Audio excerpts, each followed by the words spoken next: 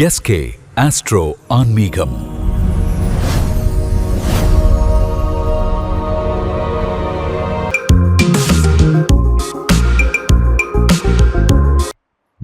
வணக்கம் மிதுன ராசி அன்பர்களே, இத்தனை காலம் உங்களுக்கு ஜென்ம ராசியிலே சஞ்சாரம் செய்து கொண்டிருந்த குரு பகவான் மிக அற்புதமாக 2ஆம் பாவத்திற்கு, அதாவது தனகுடும்ப வாக்குஸ்தானத்திற்கு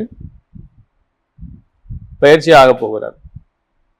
இத்தனை நாள் உங்களுக்கு சொர்ணமூர்த்தியாக அவர் லக்னம் என்னதான் உங்களுக்கு ராசியிலே இருந்தாலும் நல்ல ஒரு தங்கமான மனசுக்காரராக சொர்ணமூர்த்தியாக இத்தனை நாள் சஞ்சாரம் செய்தார். ஆனால் இப்பொழுது 2ஆம் பாவத்திற்கு செல்லும் போது அவர் லோகமூர்த்தியாக செல்கிறார். அதனால நல்ல அற்புதமான ஸ்தானம். இந்த 2, 6, 10 என்று சொல்லக்கூடிய அர்த்த திரிகோணத்தை சிறப்படைய செய்ய போகிறார். புதிய தொழில்கள் உங்களுக்கு எதிர்பார்த்திருப்பவர்களுக்கு மிகச்சிறந்த வேலை வாய்ப்புகளும் கிடைக்கும். தொழிலே மிகச்சிறந்த முன்னேற்றத்தை எதிர்பார்க்கலாம். அதே போல திருமணம் ஆகாமல் இருக்கக்கூடிய அன்பர்களுக்கு இந்த வருடம் திருமணத்திற்கான சாத்தியங்கள் அருமையாக இருக்கிறது. அதாவது அதே போல மறுமணத்திற்காக வெயிட் பண்ணுபவர்களுக்கும் கண்டிப்பாக இங்கே மறுமணத்திற்கான வாய்ப்புகளும் அதிகமாக கிடைக்கும். ஆனால் இவர் லோகமூர்த்தியாக, அதாவது கல்நெஞ்சமாக இவர் சஞ்சாரம் செய்கிற காரணத்தினாலே நீங்கள் என்ன பண்ணணுங்க, கண்டிப்பாக போய் வியாழக்கிழமையிலே குரு பகவானை முடிந்தவரை போய் அர்ச்சனை செய்ய விட்டாலும் நெய்விளக்கு ஏற்றி கண்டிப்பாக அவரை போய் பார்த்துவிட்டு வணங்கிவிட்டு வர வேண்டும். விஷ்ணு சகஸ்ரநாமம் பாராயணம் செய்ய வேண்டும். யாரெல்லாம் முடியுதோ பாராயணம் பண்ணுங்க, முடியாதவங்க போட்டு கேளுங்க. அவ்வாறு கேட்கும்போது என்ன ஆகுதுங்க, அதாவது உங்களுடைய காற்று ராசி என்று சொல்லப்பட்ட மிதுன ராசியிலே மந்திர ஜபங்கள், மந்திர உச்சாடனங்கள் மிகச்சிறப்பாக வேலை செய்யும். அந்த பரிகாரங்களிலே பல முறைகள் இருக்கிறது. அதிலே ஒன்று இந்த பஞ்சபூத தத்துவத்தின் அடிப்படையிலே செய்யக்கூடிய பரிகாரங்கள்.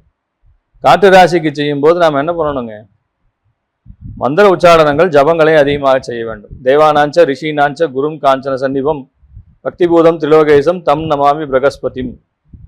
இதை குறைந்தது 16 முறை தினமும் காலையிலே குளித்துவிட்டு சூரிய நமஸ்காரம் செய்யும் போது இந்த குரு காயத்ரியை 16 முறை பாராயணம் செய்து வருவது அற்புதமான பலன்களை தரும்.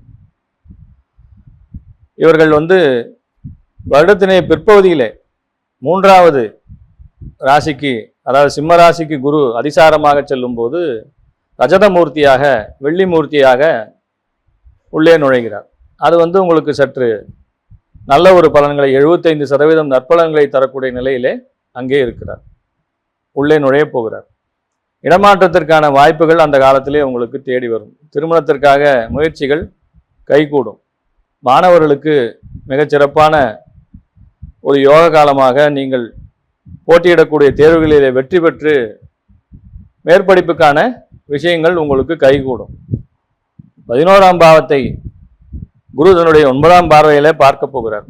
அதை வெளிநாட்டு பயணங்களுக்காக, படிப்புக்காக வெளிநாடு செல்லக்கூடிய மாணவர்களுக்கு மிகச்சிறந்த காலமாக இது இருக்க போகிறது.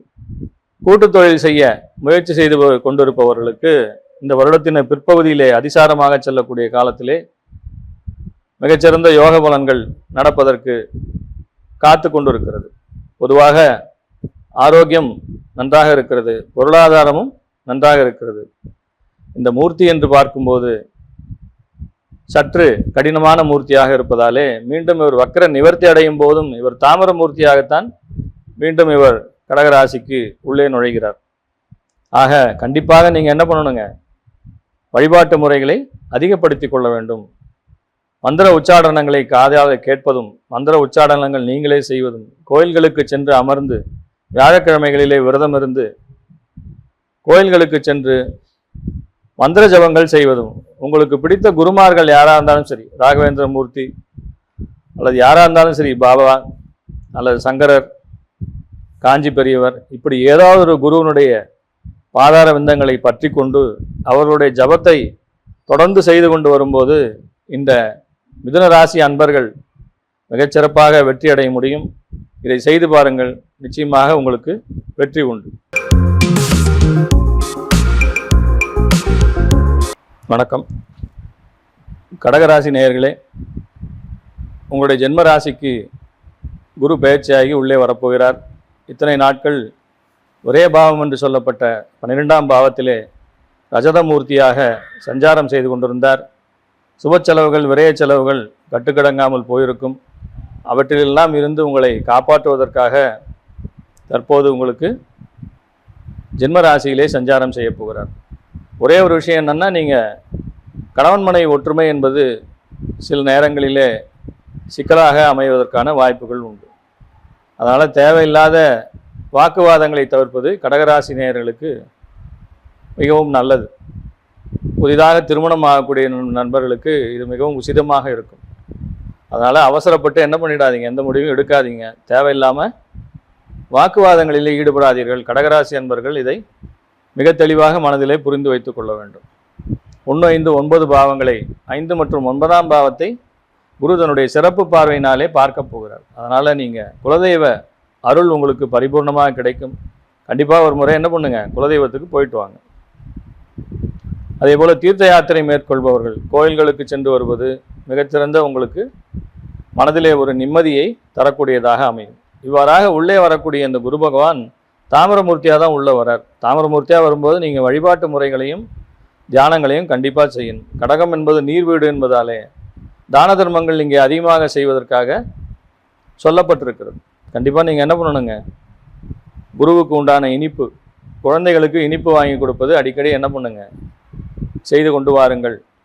அதே போல் குழந்தைகளுக்கு ஆடைகளை தானமாக செய்யலாம்.